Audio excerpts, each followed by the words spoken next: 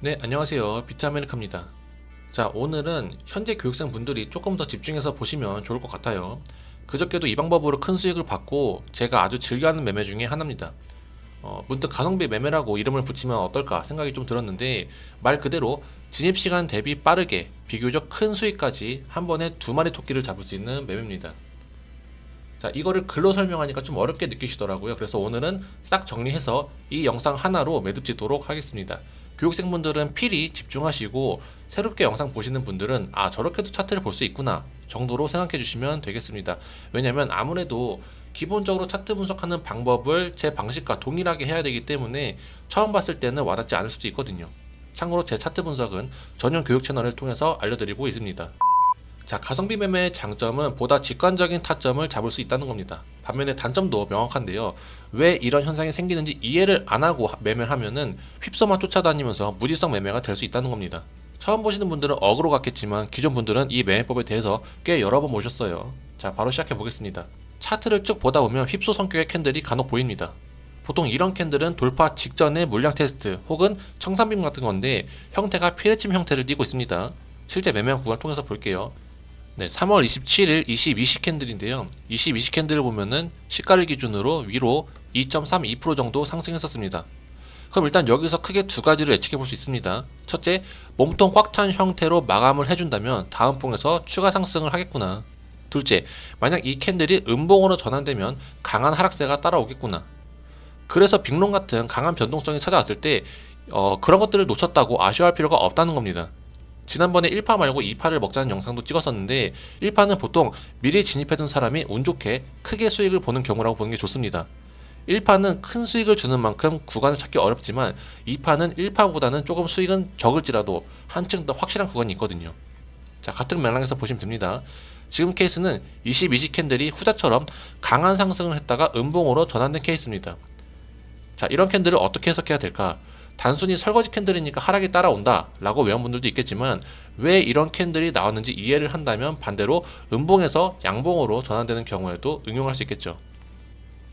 자, 그 이유는 결국 반대되는 두 세력 간의 싸움에서 어느 한쪽의 고래의 힘이 더 강하거나, 아니면 애초에 이렇게 움직일 생각이 없었던, 즉 페이크 무빙이기 때문입니다. 이런 것들은 보조지표로 캐치가 안 되거나 확인하고 대응하면 너무 늦죠. 자, 차트를 보고 설명드릴게요. 앞에 말씀드린 것처럼 22시 캔들은 시가를 기준으로 위로 2.32% 정도 상승했었고, 강한 매도세와 함께 동일한 캔들에서 음봉으로 전환됩니다.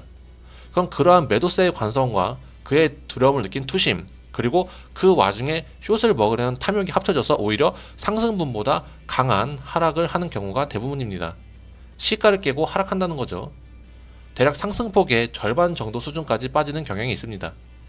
여기서는 상승분이 2.32%였으니까 하락분은 대략 시가 기준으로 1.1% 정도로 볼 수 있습니다. 그리고 마침 딱 1.1% 구간에는 저희가 이미 잡아뒀던 지지라인이 위치하고 있었고요. 그럼 시가를 기준으로 지지라인까지 별다른 지지저항이 없기 때문에 이 구간들을 다 노려볼 수가 있다는 겁니다. 일단 이게 기본이에요.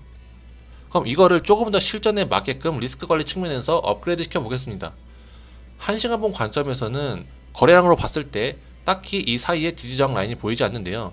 1분봉으로 보면은 보라 라인, 그렇죠? 이 라인 터치 전에 지지 라인이 하나 더 있는 게 보입니다.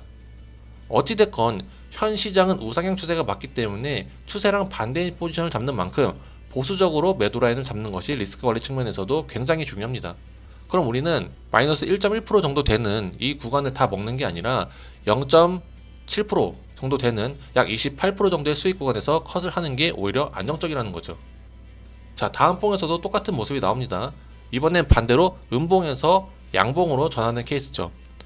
근데 한 가지 짚고 넘어갈 때 거는, 이렇게 연달아 나오는 경우에는 시장에 노이즈가 많다고 판단을 해서 사실 매매를 안 하는 게 더 좋은 판단이긴 합니다.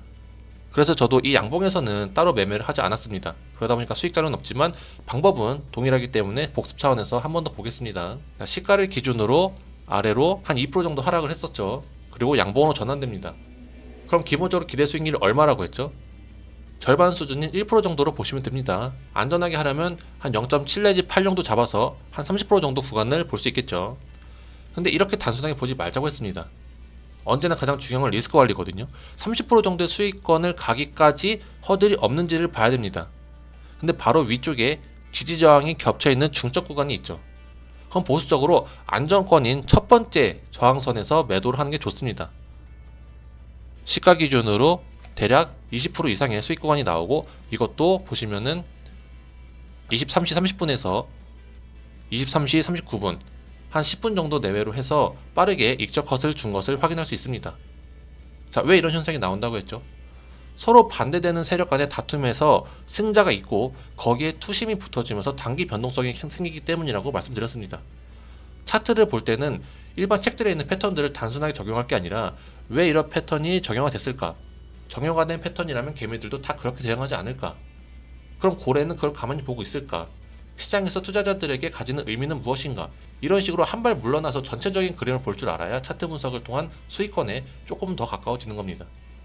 개미처럼 행동할 때가 있는 거고 개미들과 반대로 행동할 때가 있다는 거예요. 자, 오늘 알려드린 가성비 매매는 최소 1시간 봉 이상부터 보시는 걸 추천드립니다. 제 채널에서 이런 거 보일 때마다 말씀드리잖아요. 1시간 봉 음전 체크해라, 일봉 양전 되면 날아간다 등등. 그만큼 빠른 시간에 큰 수익을 낼 수 있는 전략인 만큼 비교적 난이도가 있는 매매입니다. 순간적으로 시장을 판단할 수 있는 능력도 있어야 되고, 혹시라도 목표 구간에서 포지션 종료를 못했거나 본전 혹은 약손실권으로 접어들었을 때 바로 포지션을 정리할 수 있는 그런 결단력도 필요하거든요.